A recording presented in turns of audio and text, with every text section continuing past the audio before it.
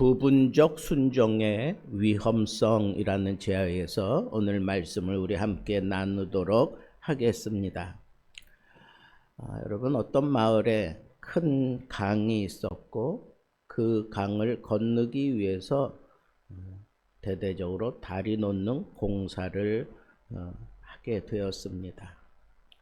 그런데 이 공사를 하다 보니까 생각지 않게 자꾸 비용이 발생하는 거예요. 그래서 너무 비용이 많이 발생한다 싶으니까 이 사람들이 다리 중간을 이렇게 온전하게 그렇게 만들지 않고 그냥 이어지게만 해놓은 거예요. 사람도 건널 수 없을 정도로 그냥 가벼운 그냥 나무 판대기 같은 걸로 그렇게 이어만 놓고 중간 부분은 만들지 못했습니다. 겉으로 볼 때에는 멀리서 볼 때 다리가 다 완성된 것 같은데 중간 부분이 그렇게 그냥 적당한 그러니까 사람들이 이게 뭐 적당히 만들어낸 그것을 시험적으로 건너다가 빠져 죽겠으니까 사람들이 그 다리를 사용하지 않게 되는 겁니다. 모든 사람들이 저 다리는 위험해, 저 다리는 겉으로는 다 지어진 것 같지만 사실은 거기는 자동차도 지나갈 수 없어, 사람도 지나갈 수 없어, 고양이가 지나가다가도 빠질 것 같아. 뭐 그러니까 그 다리는 더 이상 사람들이 이용하지 않는 쓸모없는 그런 조형물이 되고 말았습니다. 여러분, 우리 신앙생활도 마치 다리와 같이 겉으로는 다 된 것 같은데 실제로는 끊어져 있는 다리처럼 그렇게 잘못된 그런 부분들은 없지 않을까 한번 생각해 보기를 바랍니다.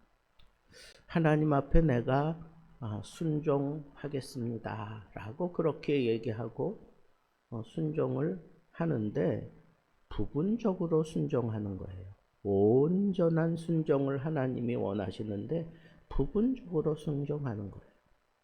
오늘 우리가 부른 찬송 가운데에도 내 몸과 마음을 다 하여서, 그러니까 몸은 와서 예배 드리고 있는데 마음은 없어요. 생각은 딴 데가 있는 거예요. 이런 것들은 온전한 순종이 아니에요. 온전한 헌신이 아닙니다. 이런 것들은 부분적으로 순종하는 건데, 부분적으로 순종하는 것은 겉으로는 저 사람은 참 예배를 잘 드리는 것 같아. 그런데 그 마음은 없어요. 생각은 딴 데가 있어요. 이런 것들은 차라리 끊어져 있는 다리처럼 그렇게 무용지물입니다. 그런 사람들에게 하나님이 복을 주신다고 해도 받아낼 수가 없어요. 밑에가 뚫려 있거나 아니면 기울어져 있으면 하나님이 복을 주신들 그걸 제대로 담아내지 못하는 것과 다를 바가 없습니다. 이 아마샤 왕의 시그니처는 바로 그거예요. 부분적 순종. 부분적 순종이 얼마나 위험한가 하는 것을 이 선지자는 우리에게 보여주고 싶었던 겁니다. 아마샤는 25세의 왕이 되어가지고 장장 29년 동안을 통치를 하게 됩니다. 그런데 성경적인 평가 2절에 나오는데 그가 여호와 보시기에 정직하게 행하였으나 전심으로 행하지 아니하니라. 부분적으로 순종했다는 거예요. 하나님을 따르는 것처럼 보였는데 그것도 완전한 순종이 아니라 부분적으로 순종하는 거예요. 여러분, 이 아마샤가 이제 나라가 인정해주는 그런 힘을 얻는 그런 위치에 서니까 이가 제일 먼저 한 일이 뭐예요? 자기 아버지를 죽인 그 신하들을 처벌하는 일이었습니다. 아마샤는 신하들을 처형했지만 그녀들의 자녀들은 죽이지 않았어요. 신명기 24장 16절에 나오는 말씀처럼 아버지의 죄는 아버지에서 끝나라 이거예요. 아들에게 그것을 묻지 말라는 거예요. 그러니까 성경이 그렇게 얘기해? 알았어. 그럼 나는 이 신하들만 죽이고 그 자녀들은 내가 건드리지 않겠어. 이런 식으로 생각한 거예요. 그러면 자기는 하나님의 뜻을 따라 나는 행한 거다라고 얘기한 거예요. 근데 여기서 하나 빠졌어요. 뭐가 빠졌습니까? 하나님이 과연 그 신하들을 처단하라고 이 왕에게 어떤 선지자를 통해서 아니면 어떤 그런 부하들을 통해서 하나님의 뜻을 의논하고 하나님의 뜻을 분명히 전한 일이 없습니다. 그냥 왕이 스스로 생각하고 그렇게 한 거예요. 그래 놓고는 나는 하나님의 말씀을 잘 지키는 사람이다. 그렇게 얘기하는 거예요. 하나님이 하라고 한 것도 아닌데 자기가 해놓고 나는 하나님의 말씀을 지키는 사람이야. 나는 그 아들만 그 아들에게는 손도 대지 않았어. 하나님이 그렇게 하라고 하셨으니까. 적용점이 다른 걸 가지고 아무렇게나 적용해놓고 나는 하나님의 뜻대로 하나님의 생각대로 하나님의 말씀을 잘 지키는 사람이야. 이런 식으로 얘기하며 믿음을 쌓아가는 그런 사람들이 오늘 우리들 속에도 얼마든지 있을 수 있다는 거예요. 하나님께서는 우리에게 거룩한 삶을 살라고 요구하시는데 우리는 이 정도 하면 됐지라고 적당한 그런 선을 정해놓고 거기까지만 하는 거예요. 그래 놓고 나는 세상 사람들과 달라. 나는 분명히 하나님의 사람이야. 하나님의 뜻을 행하는 사람이야. 그렇게 얘기하는데 하나님은 그걸 원하시는 게 아니에요. 하나님이 우리가 원하는 대로 하나님이 다 받아주시는 게 아니에요. 하나님의 뜻에 맞게 행할 때 그걸 받아주시는 거예요. 가령 예를 들어서 하나님의 뜻은 11조는 하고 다른 것들은 하지 않아도 괜찮아. 정작 이웃을 돌보라고 하는 그런 말씀은 실천하지 않으면서 나는 하나님께 바쳐야 될 예물은 난 정확히 다 드리고 있어. 그런데 구제하는 그런 일에는 신경도 쓰지 않고 나는 하나님 앞에 온전히 헌신하는 사람이야. 이런 식으로 생각하면 안 된다는 거예요. 주일 예배는 드리지만 나머지 월요일부터 토요일까지 6일 동안 하나님과 관계없는 삶을 살아간다? 그걸 내가 온전히 하나님 앞에 드리는 삶이라고 얘기할 수 있습니까? 주일날 와서 예배 자리에 앉은 것으로 내 신앙생활의 정도를 내가 걸어가고 있다라고 생각하면 안 된다는 거예요. 우리가 하나님 앞에 드리는 건 일주일 내내 하나님 앞에 온전히 헌신해야 되는 거예요. 특별히 주의 날에는 하나님 앞에 다 같이 모여서 하나님을 적극적으로 찬양하고 경배하는 그런 날로 우리가 정하고 그렇게 구별하고 우리가 거기에 집중하며 살아가는 것뿐이지, 월요일부터 토요일은 내 멋대로 살아도 된다 그런 날이 아니잖아요. 하나님의 뜻을 따라 내 삶 속에 온전히 거룩함을 드러내는 날이 틀림없다는 것입니다. 왜 이처럼 자기가 자기 생각을 앞세우니까 하나님 앞에 온전하게 순종하지 못하느냐 말이에요. 아마샤가 첫 번째 실수하는 것, 하나님 앞에 순종할 때 자기 생각을 거기 가미시키는 거예요. 하나님은 온전한 순종, 하나님은 온전한 헌신, 하나님 앞에 드릴 때 온전한 걸 드리기를 원하셔요. 가인도 하나님 앞에 예물을 드렸고 아벨도 하나님 앞에 헌신했습니다. 그런데 하나님께서 아벨의 제사는 받으시고 가인의 제사는 받지 않으셨어요. 근데 성경적인 표현을 보면 가인과 그 예물, 아벨과 그 예물, 하나님이 받으시는 것은 우리가 드리는 그 액수를 받는 게 아니에요. 우리의 몸과 마음과 생각과 뜻과 우리의 정성, 그것을 다하여 하나님 앞에 드릴 만한 그런 예물을 드릴 때 하나님이 그것을 온전한 헌신으로 받아주시는 거예요.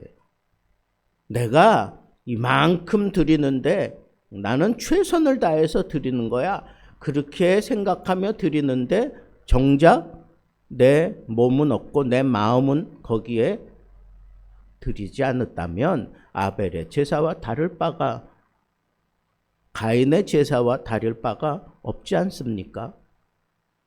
하나님은 우리가 드리는 어떤 헌물보다 그 마음 중심을 보시는 하나님이에요. 그걸 다 드리는 것을 하나님이 온전한 헌신이라고 얘기하는 거예요. 내가 하나님의 뜻대로 행하면서 거기에 자기 생각을 집어넣기 시작하면 부분적인 그런 행동으로 치우치기가 딱 좋다는 거예요. 하나님 앞에 헌신할 때에는 내 판단, 내 생각을 앞세우지 마세요. 어떤 때는 이건 좀 나에게 너무 힘들다, 어렵다 그럴지라도 내 생각 집어넣지 말고 하나님이 이렇게 하라고 했으니 나는 그대로 행하겠습니다. 그렇게 생각하고 하나님 앞에 헌신하는 사람은 온전한 헌신을 할 수 있지만 거기에 자기 생각이 들어가서 판단하고 뭐 이렇게 저렇게 따지고 뭐 그러다 보면 우리는 부분적인 헌신을 하기가 쉽습니다.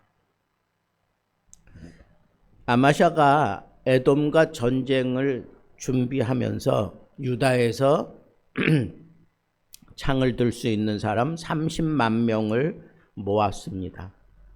그런데 가만 생각해 보니까 완벽한 승리를 하기 위해서는 사람들이 더 필요하고 더 싸움을 잘하는 그런 군사가 필요했다. 그래서 이스라엘의 용병, 이거는 완전히 잘 훈련되어진 군사들을 얘기합니다.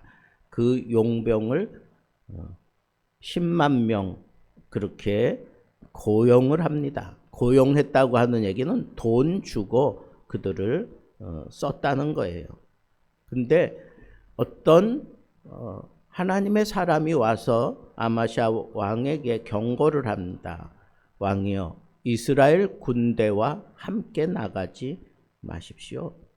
하나님이 이스라엘과 함께 하지 아니하는데 그 사람들을 데려다가 어떤 완벽한 승리를 한다고 하는 건 이건 잘못된 겁니다. 라고 그렇게 분명하게 얘기를 합니다. 그럴 때 이 아마샤가 이런 얘기를 해요. 하지만 이미 이 용병들을 구하기 위해서 우리가 은 100달란트를 이미 지불했다는 거예요. 이게 아까우니 어떻게 이 사람들 우리가 쓰지 않을 수 있느냐라고 그렇게 반문을 해요. 거기서 아마샤의 생각을 우리가 읽을 수 있다는 거예요. 왜 아마샤는 부분적인 순종을 할 수밖에 없었느냐? 여기 보세요. 하나님의 뜻을 분명하게 깨우쳐 줄 때 거기에 이 아마샤가 뭐라 그래요? 나는 이미 값을 이만큼이나 치렀는데 아깝지 않느냐 이거예요. 아깝지 않느냐. 응? 하나님도 생각해 보시라 이거예요. 이거 아깝지 않느냐고. 이 엄청난 돈을 주고 이 사람들 불러왔는데 보세요. 하나님의 뜻하고는 상관도 없이 이 머리가 그렇게 돌아가는 거예요. 아깝다 이거예요. 이미 10만 명 다 썼는데 그러니까 이 사람들하고 우리가 같이 하는 것은 괜찮지 않느냐고. 주도권은 나에게 있는데 그냥 이 사람 그냥 우리가 고용하는 것뿐인데 근데 하나님의 뜻을 분명하게 이 선지자가 전하니까 갈등이 된 거예요. 돈은 아깝지만 하나님이 함께 하지 않는다? 그러면 내가 하나님 앞에 미움을 받아서 내가 어떻게 승리할 수 있을까? 그래서 어쩔 수 없이 이 사람들을 돌려보내게 됩니다. 여러분, 그러나 여기서 우리가 분명하게 생각할 것 있어요. 하나님을 내가 믿기는 믿지만 내 인간적인 계산도 버릴 수 없다는 거예요. 용병을 돌려보내지만 그 용병들이 아깝다 이거예요. 아깝다. 하나님이 나와 함께 하셔서 승리하게 하신다고 하면 까짓것 그게 뭐가 대수겠느냐고 그렇게 선지자가 얘기를 할 때 그 말도 믿으면서 내가 취한 이 방법도 나쁘지는 않다라고 하는 것을 얘기하는 거예요.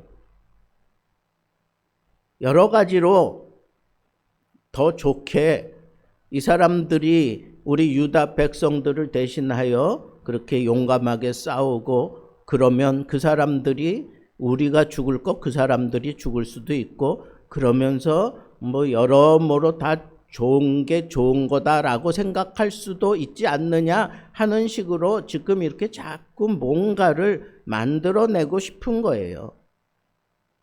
근데 하나님의 뜻은 그게 아니에요. 하나님은 없는 가운데에서도 얼마든지 이기게 하셔요. 약한 자를 들어서 강한 자를 부끄럽게 하시는 분이 하나님이세요. 하나님을 믿고 나아가는 전쟁이라면 온전히 하나님만 믿고 나가셔야 하는 거예요. 하나님만 믿고 나가는 거예요. 그게 하나님의 뜻에 온전히 우리가 헌신하는 거고 하나님의 뜻을 따르는 거예요.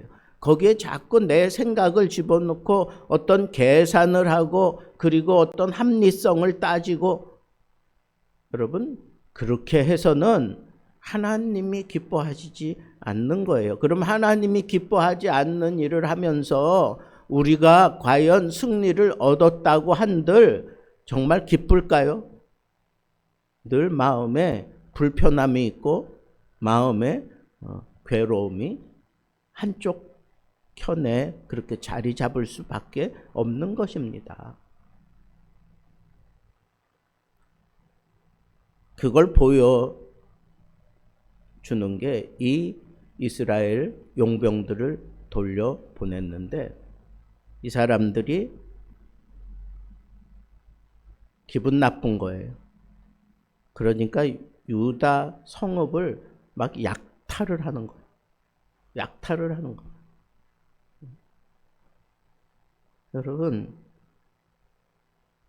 하나님을 내가 믿기는 믿지만 돈이 먼저지.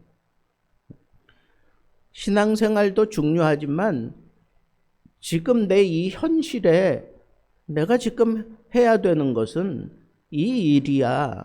이게 더 중요해. 예배 중요하지. 그렇지만 내 직장은 어떡하라고? 내 일은 어떡하라고? 여러분, 그런 식으로 타협하려고 들면 안 돼. 그런 식으로 자꾸 뭔가를 가미하고 그러다 보면 결국은 부분적으로 순종하게 되고, 그 부분적으로 순종하는 자들에게는 그걸 아까워하는 그런 마음을 하나님께서 분명하게 꾸지람하듯이 이스라엘 용병들이 돌아가면서 약탈을 아주 그냥 심각하게 하고 3,000명이나 죽게 되는 그런 심각한 일들이 일어나게 된다는 거예요. 여러분, 하나님 앞에 온전히 헌신하지 않고 부분적으로 하는 것은 반드시 그에 대한 대가가 따라오고 그 대가를 치르게 되어 있다고 하는 이 사실을 우리는 생각해야 하는 겁니다. 여러분, 하나님의 말씀을 따르는 것이 손해다라고 생각되어지면 아예 시작도 하지 마세요. 그런데 나는 하나님의 뜻을 나는 앞세우면서 무언가 해야 되겠다라고 생각하면 세상이 다 뒤집어지는 한이 있더라도 나는 온전히 하나님의 뜻만 내가 이루고야 말 것이다 라고 하는 그런 자세로 온전하게 헌신해야 되는 겁니다. 온전하게 따르세요. 따르면서 부분적인 그런 순종을 하면 그에 대한 대가가 다시 나에게 돌아올 수밖에 없다고 하는 거예요. 하나님의 말씀에 순종할 때에는 하나님 앞에 내가 기도하면서 이 문제 풀어내야 되겠다라고 생각되어지면 끝까지 하나님이 다 이루어 주실 때까지 기도하세요. 중간에 어느 정도 문제가 해결되고 뭔가 이렇게 이루어졌으면 그건 이제는 안 해도 되겠거니 그렇게 생각하고 적당하게 타협하려고 들면 그에 대한 대가가 오히려 나한테 역으로 크게 큰 손실을 입히며 돌아올 수밖에 없다라고 하는 것을 우리는 놓치지 말자 하는 거예요. 이게 참 중요하다는 거예요. 여러분, 우리 믿음 생활하면서 온전하게 하세요. 온전하게.